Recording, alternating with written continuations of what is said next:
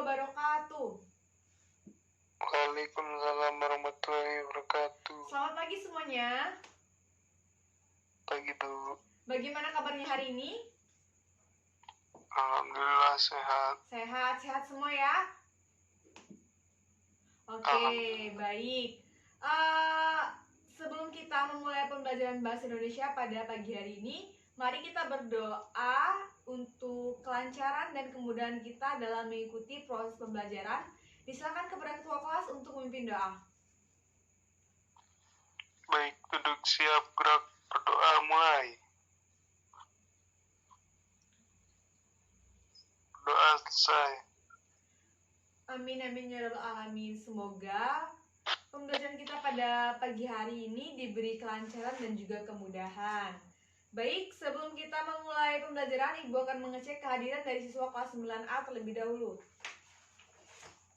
Anissa Safiti, Hadir. Aldo, Hadir. Retno Putri, Hadir. Oki Dika, Hadir. Sasmia, Hadir. Wahyu, Hadir. Susiana. Hadir. Baik, semua siswa dari kelas 9A hadir semua ya, alhamdulillah. Oke, baik, Ibu perhatikan kondisi kelas hari ini sudah sangat rapi dan juga Ibu tidak melihat ada sampah di bawah kolong meja ataupun di bawah kursi. Oke, semuanya sudah bersih dan Ibu sudah lihat penampilan dari siswa kelas 9A hari ini rapi-rapi, terlihat tampan dan juga terlihat cantik. Oke, semuanya siap ya mengikuti pembelajaran bahasa Indonesia pada pagi hari ini? Siap? Siap. Oke, baik. Sekarang silakan buku cetaknya dikeluarkan dan buku tulis dan juga pulpen disiapkan. Oke, sekarang kita akan memulai pembelajaran bahasa Indonesia. Oke, coba sekarang Oki. Masih ingat pertemuan sebelumnya kita membahas apa? Tentang apa? Tentang teks. Teks diskusi. Iya, benar. Minggu lalu atau pertemuan sebelumnya kita telah membahas tentang teks diskusi. Kita telah membahas pengertian dan juga ciri kebahasaan dari teks diskusi. Dan pada hari ini kita akan melanjutkan pembelajaran dan masih terkait dengan topik yang sama, yaitu tentang teks diskusi. Oke, pada pertemuan hari ini kita akan membahas secara spesifik masih tentang terkait dengan teks diskusi dengan tema ataupun poin yang berbeda, yaitu kita akan belajar lebih jauh terkait dengan mengidentifikasi struktur teks diskusi. Oke, semuanya perhatikan media yang telah Ibu sediakan, media PowerPoint yang telah Ibu sediakan. Oke, semuanya terlihat ya? Terlihat Bu. Oke, baik. Kita akan belajar lebih lanjut terkait dengan struktur teks diskusi. Oke, sebuah teks diskusi pada umumnya memiliki 3 struktur. Yang pertama ada isu atau pendahuluan, yang kedua isi atau argumen, dan yang terakhir ada penutup atau kesimpulan. Oke, anak-anak, untuk memahami lebih lanjut, silakan kalian buka buku cetak di halaman 94 ya. Sembari Ibu menjelaskan. Struktur teks diskusi itu ada 3. Yang pertama tadi ada isu, yang kedua tadi ada argumen, dan yang terakhir adalah kesimpulan.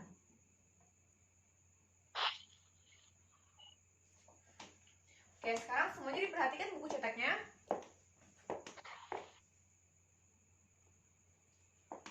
Oke, sekarang Ibu akan memberikan contoh apa itu isu. Isu ini merupakan sebuah permasalahan yang akan didiskusikan. Contoh, kalian siswa kelas 9 kan? Benar?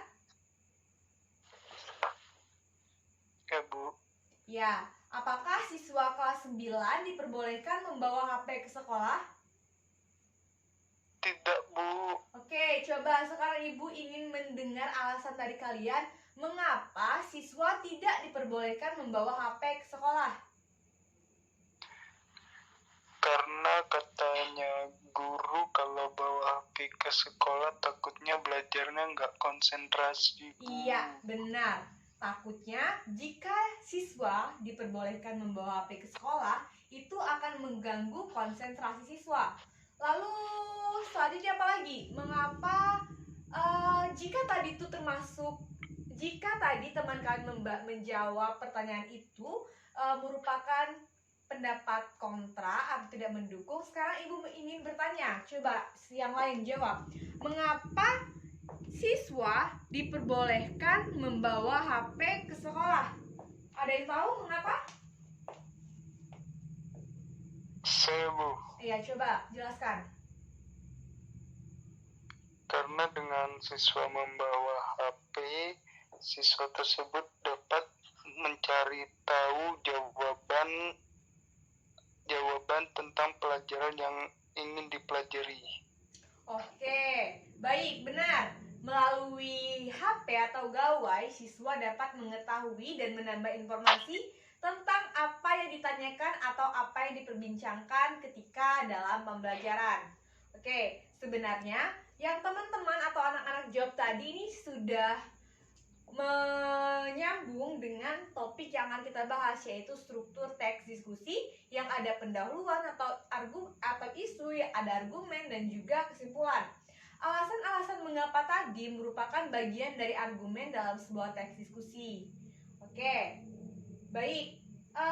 Di sini kalian sudah tahu kan alasan-alasan mengapa siswa tidak diperbolehkan membawa HP dan juga mengapa siswa diperbolehkan membawa HP ke sekolah. Oke, sekarang Ibu memiliki tugas secara proyek dan pada pembelajaran hari ini Ibu akan menggunakan model pembelajaran project based learning. Jadi nanti Ibu akan membagi kalian menjadi sebuah kelompok dan masing-masing kelompok akan membuat argumen terkait dengan pro atau kontra atau alasan mengapa siswa diperbolehkan dan tidak diperbolehkan membawa HP ke sekolah. Oke, secara rinci Ibu akan jelaskan. Ibu terlebih dahulu akan membagi kalian menjadi 3 kelompok.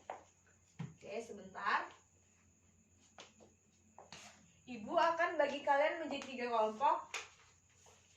Anissa silahkan bergabung dengan Oki, Aldo dan Retno sebagai kelompok 2, Sasmia, Anjani dan juga Wahyu sebagai kelompok 3.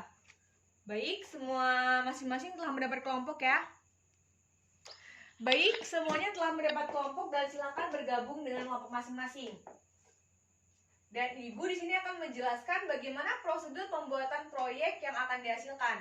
Jadi, masing-masing kelompok nanti akan menghasilkan sebuah produk, yaitu berupa mading yang bisa kalian manfaatkan dari karton ataupun dari kertas-kertas yang tidak terpakai, dan nanti di dalam kertas tersebut kalian bisa tulis mana yang pro, mana yang kontra terkait dengan topik siswa penggunaan HP di sekolah oleh siswa sekolah menengah pertama. Dan karena ini merupakan tugas proyek, jadi tidak mungkin kita selesaikan proyek ini dalam satu pertemuan. Jadi pada pertemuan hari ini tugas proyeknya kalian mulai dengan mengidentifikasi apa saja pendapat pro dan juga pendapat kontra, atau apa saja alasan mengapa siswa diperbolehkan atau tidak diperbolehkan membawa HP ke sekolah. Sampai sini tugasnya paham? Bu. Oke, pintar. Setelah membuat atau melakukan proyek di pertemuan pertama mengidentifikasi, di pertemuan selanjutnya kalian sudah harus menempel atau menuliskan jawaban ataupun alasan tersebut di dalam mading, dan minggu depan akan dipresentasikan oleh setiap kelompok. Dan pada pertemuan kali ini kalian cukup berdiskusi dengan kelompok terkait dengan apa saja alasan-alasan pro dan kontra dalam topik penggunaan HP di sekolah. Oke, paham ya? Baik, sekarang silakan bergabung dengan kelompok dan silakan berdiskusi untuk saling berbagi atau bertukar pendapat terkait dengan topik yang telah ditentukan. Baik, Ibu beri waktu 15 menit untuk bergabung dan juga berdiskusi. Dan setelah 15 menit, silakan masing-masing kelompok menyampaikan apa saja pendapat pro dan pendapat kontra yang telah kalian temukan. Baik, semuanya paham? Paham, Bu. Oke, silakan bergabung dengan kelompok dan dikerjakan.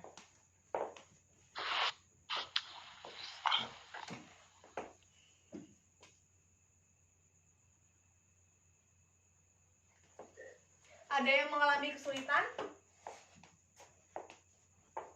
Tidak, Bu. Baik, karena 15 menit telah berlalu, semuanya sudah selesai mengerjakan proyek pertama ini? Oke, sudah selesai? Sudah, Bu. Baik, silakan kepada kelompok Oki untuk perwakilan menyampaikan apa saja alasan dari pro dan kontra terkait topik yang telah Ibu sajikan. Baik, silakan kepada kelompok Oki. Yang lain silakan disimak ya. Baik, untuk pro-nya itu yang pertama, aplikasi yang tersedia di telepon dapat mengganggu konsentrasi siswa dalam pembelajaran di sekolah. Aplikasi di smartphone ini mulai banyak beragam dan siswa belajar pasti pikirannya tertuju kepada aplikasi yang ada di smartphone-nya. Yang kedua, siswa dapat menemukan hal negatif di internet, seperti saat browsing di internet.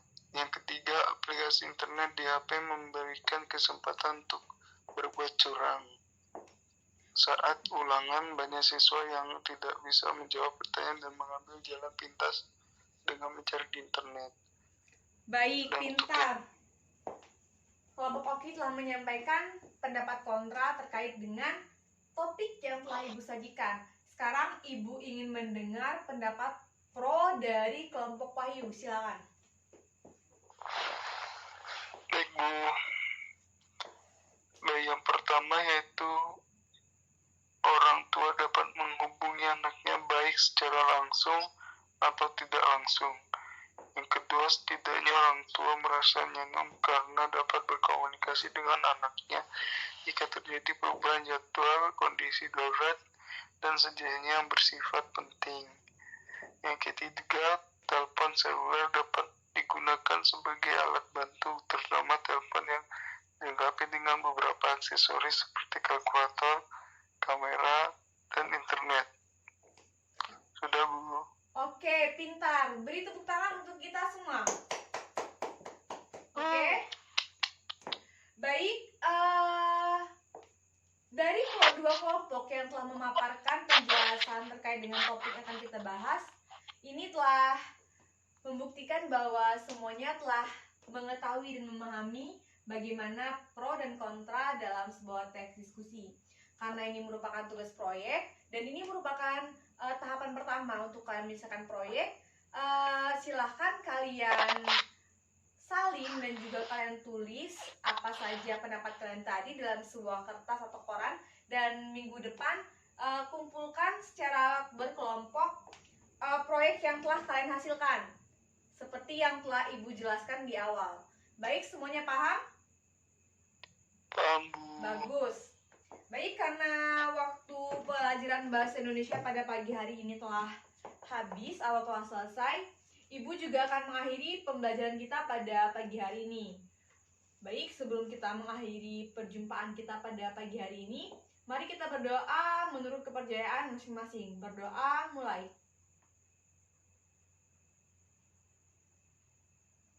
Berdoa, selesai. Baik, terima kasih atas perhatiannya. Ibu akhiri, wassalamualaikum warahmatullahi wabarakatuh.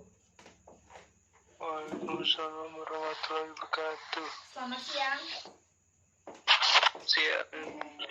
Selamat pagi.